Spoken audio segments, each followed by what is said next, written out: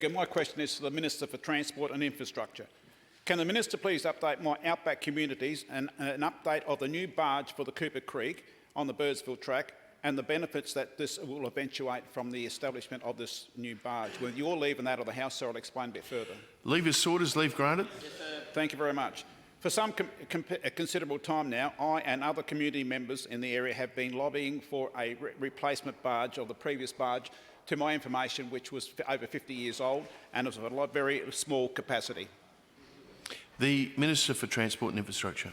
Yeah, thank you very much, sir. The member's been on me about this for a while, and he's been one of the champions for regional communities on this.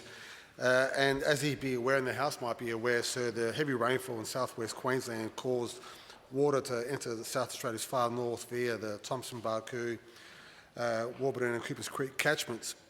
It's caused widespread localised flooding, sir, made transiting the flood zone particularly difficult, impacting the Cooper Creek crossing of the Birdsville track. Now, sir, I'm advised, depending on further rains, the flows in the Cooper Creek could restrict access between 6 to 9 months. Previous flood events, Cooper Creek crossing, a ferry service has traditionally been deployed to support access for light vehicles, sir, less than 10 tonnes, and the department has been actively exploring more robust solutions, including the feasibility of a modular barge capable of transporting heavier vehicles, including those that transport livestock. The member has certainly not allowed me to forget how important the free flow of these to remote communities is.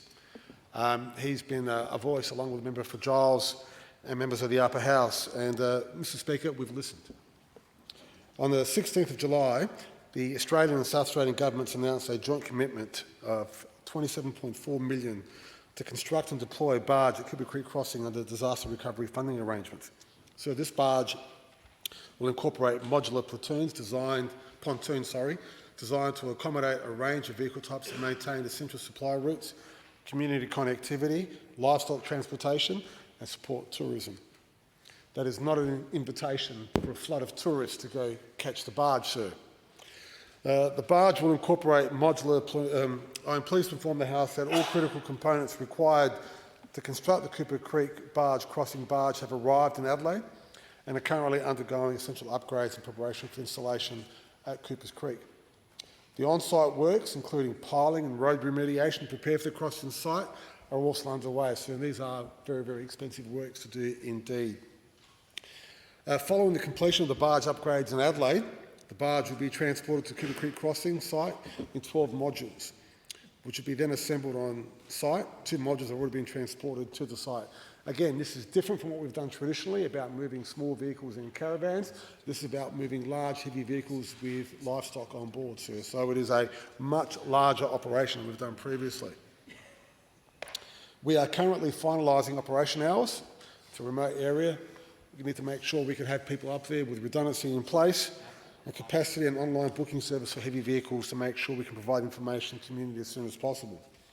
We are aware that the flooding Cooper Creek can occur in successive years due to the catchment already being full, and following this event, the barge will be retained, will be able to be quickly reassembled and launched in subsequent events. As such, the benefits of this investment will continue to flow to members' constituents during floods and flood events. I want to make it clear that the South Australian government is not interested in people using this as an opportunity for tourism. Now, I understand people will be curious, and it is going to be a remarkable and beautiful event, but we have people whose livelihoods are on the line up there and need to use this barge to move cattle and livestock out, and they are our priority. We need to keep the abattoirs in South Australia working. Those workers depend on feedstock. We need to make sure we can keep them supplied. Yes, it's nice to go out and visit. Yes, it is nice to give the local economy a nudge, but the work we are doing here is not for the outback nomads, although they can facilitate and use it. It is mainly for people to move livestock and make sure we can get that livestock where it needs to go quickly for their own benefit and their own good.